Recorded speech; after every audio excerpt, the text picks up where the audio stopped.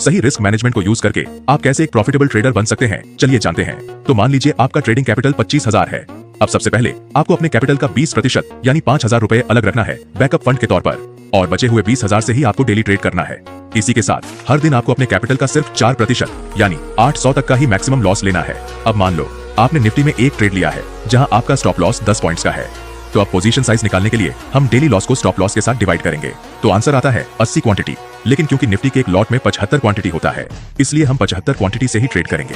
और अगर आप हर ट्रेड में 1:3 के रिस्क टू रिवॉर्ड रेशियो को फॉलो करते हैं, तो 10 पॉइंट्स के स्टॉप लॉस पर यहाँ आपका टारगेट 30 पॉइंट्स का होना चाहिए। अब अगर आप इन रूल्स को फॉलो करके एक महीने में 12 दिन लॉस करते हो, तो आपका टोटल लॉस होगा 9,000 का।